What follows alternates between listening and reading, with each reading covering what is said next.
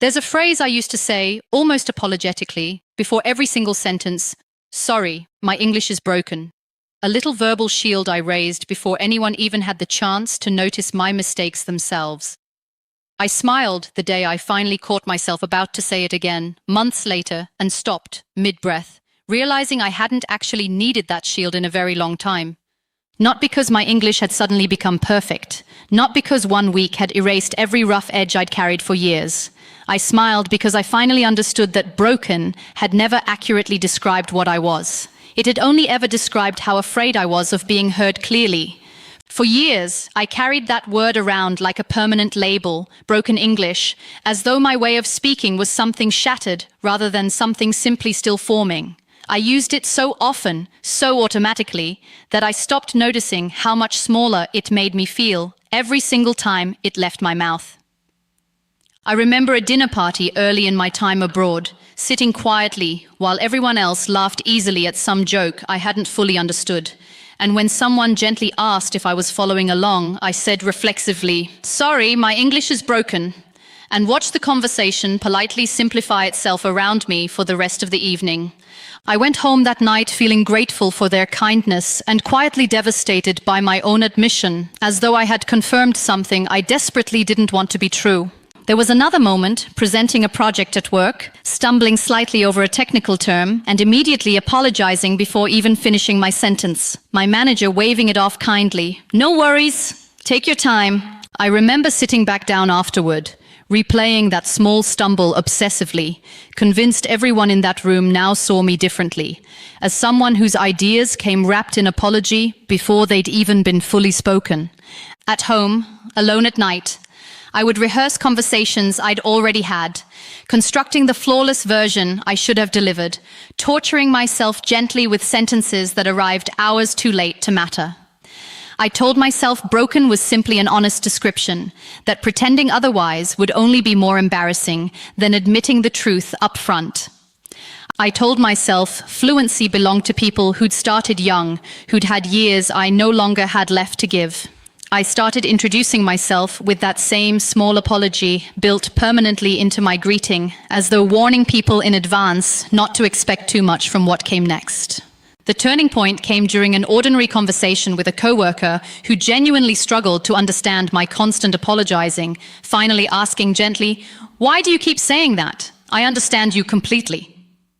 I sat there, momentarily speechless, not because of language this time, but because I suddenly had no good answer. A quiet, almost embarrassed thought crossed my mind. What if the word broken had never actually been about my English at all, but about a story I kept telling myself long after it had stopped being true? It wasn't a dramatic realization. It felt more like catching myself in a small old habit I hadn't examined in years. But that small noticing is exactly what changed everything that followed. Here's what I came to understand across the single, transformative week that followed. Becoming fluent was never about erasing every trace of imperfection, or matching some flawless native standard, or finally earning the right to stop apologizing. It wasn't about talent or luck or starting young enough. It was about small, repeatable, daily action, aimed not at fixing something broken, but at building something that had simply never finished growing yet. That realization freed me from an exhausting belief I'd carried for years, the belief that I needed to reach some invisible finish line before I was allowed to speak without apology. I didn't need to erase every imperfection. I needed 7 days of treating my English as unfinished, not broken, and building forward from exactly where I actually stood. So I retired that old apology, at least for 1 week, and began differently. On day 1, I spent time simply cataloging every phrase I automatically reached for to soften or excuse myself before speaking, noticing, almost with surprise, how many small verbal shields I'd built into my everyday speech without realizing it. Just becoming aware of them without immediately trying to fix anything felt like the first honest step in a very long time. Mistakes are not proof that you're broken, they're proof that you're still actively becoming. On day 2, I practiced replacing every urge to apologize with a small pause instead, allowing myself simply to finish my sentence, imperfect as it might be, without the automatic verbal cushion I used to reach for immediately. The silence where my apology used to live felt strange at first, exposed almost, but by the end of the day it had started to feel less like vulnerability and more like simple, quiet confidence. Slow progress is still progress, even when it's mostly invisible to everyone but you. Then came day 3, where I recorded myself having a short, unscripted conversation with a friend, listening back afterward specifically for moments I would have once apologized for. Noticing instead how naturally the conversation had actually flowed, despite a few small stumbles neither of us had even paused over. Hearing that gap between how I imagined I sounded and how I actually sounded felt like meeting a stranger who turned out to be far more capable than I'd given her credit for. Comparison steals more progress than any single imperfect sentence ever could. On day 4, I chose to have one real conversation entirely in English about something I genuinely cared about, refusing to simplify my thoughts down to only the vocabulary I felt completely safe using. I stumbled several times, reaching for words that didn't quite arrive, describing around gaps instead of finding perfect terms. But something about speaking from genuine passion instead of cautious safety made the conversation feel alive in a way my careful apologetic English rarely had before. Fear of sounding foolish is often proof that you're doing something that actually matters. Something else that changed everything on day 4 was writing down that evening 3 specific moments from the conversation where I'd actually communicated something complex successfully, forcing myself to notice competence instead of only cataloging mistakes the way I'd trained myself to do for years. That small shift in attention, from failure hunting to evidence gathering, quietly rewired how the entire week felt from that point forward. By day 5, I asked a native-speaking friend a question I'd been avoiding for years, whether my English actually sounded as broken to her as it did in my own head. Her answer surprised me completely. She said she'd simply never thought of it that way, that she understood me clearly, that the only thing she'd ever noticed was how often I apologized for things that didn't need apologizing for in the first place. Sitting with that answer felt like finally putting down something I'd been carrying so long I'd forgotten how heavy it actually was. On day 6, I revisited my day 1 list of automatic apologies and noticed, with quiet surprise, how many of them I hadn't reached for at all over the previous 4 days, replaced instead by simple pauses or nothing at all, just sentences allowed to stand on their own without a shield in front of them. And finally, on day 7, I introduced myself to a stranger at a community event without a single apology attached, just my name. A simple sentence about why I was there, delivered plainly, without the old verbal cushion I'd relied on for years. It felt almost startlingly ordinary, which was, I realized afterward, exactly the point. Somewhere around day 4, doubt crept back in, sharper than expected for such a short week.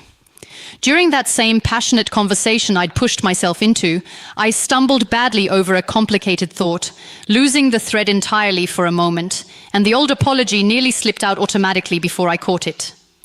Afterward, alone, I felt that familiar heaviness return, wondering if 7 days had simply given me a temporary illusion of progress that would collapse the moment real pressure returned.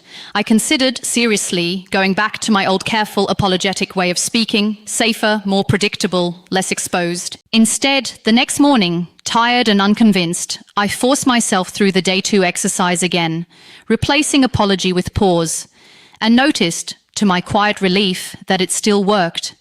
That one difficult stumble hadn't actually undone 4 days of real, accumulating change. Progress, I reminded myself, was never going to mean the complete absence of stumbling. It simply meant no longer needing to apologize every time it happened. These days, when I stumble over a word or lose a thought mid-sentence, I simply pause, gather myself, and continue. No apology attached, no small verbal shield raised in advance. Recently, meeting new colleagues for the first time, I introduced myself plainly, spoke about my work with genuine enthusiasm, stumbled once over a word I hadn't used in a while, and simply kept going without missing a beat. Walking to my car afterward, I thought about that old automatic apology I used to carry into every single conversation. And I realized fluency had never been about erasing every imperfection completely. It had been about finally speaking as though I belonged in the conversation, imperfections included. If you are sitting there right now, quietly attaching an apology to your own English before anyone's even had the chance to judge it, I need you to hear this clearly. Your English is not broken. You are not something shattered that needs fixing before you're allowed to speak. You are standing exactly where I once stood, carrying an old heavy word that was never actually true, even on the days it felt undeniable. Maybe you're telling yourself 1 week couldn't possibly be enough to undo years of feeling incomplete. I understand that doubt intimately, but I promise you, 7 days of genuinely shifting how you relate to your own voice will move you further than years of quiet apology ever could. Maybe you're telling yourself you'll stop apologizing once your English actually improves enough to deserve it. I want you to notice how that belief keeps the finish line permanently out of reach, when really the apology itself is often what's keeping you feeling incomplete in the first place. Maybe you're telling yourself native speakers notice every small mistake you make. I promise you, most people are simply listening for meaning, not perfection. And the apology you keep offering is usually more noticeable than the mistake it's trying to soften. Start today by noticing, without judgment, every small apology or verbal shield you automatically reach for before speaking. Awareness alone begins the shift. Tomorrow, replace one automatic apology with a simple pause instead. Let your sentence stand on its own, imperfect and complete. Record a short, unscripted conversation this week and listen back for moments you would have once apologized for. Notice how little they actually mattered. Have one real conversation about something you genuinely care about, without simplifying your thoughts down to only the safest vocabulary. Let stumbling happen alongside real meaning. Write down 3 specific moments each day where you communicated something successfully. Train your attention toward evidence, not just mistakes. By day 7, introduce yourself to someone new without a single apology attached. Notice how ordinary, how simply confident that plain introduction feels. It's not about erasing every trace of imperfection from your English.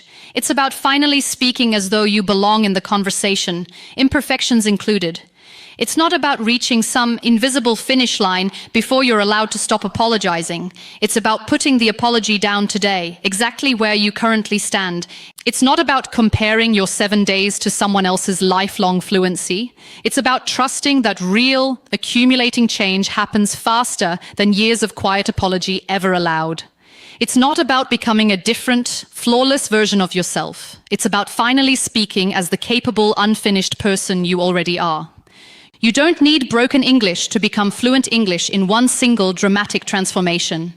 You just need 7 honest days of putting the apology down and speaking anyway, exactly as you are, imperfect and entirely enough.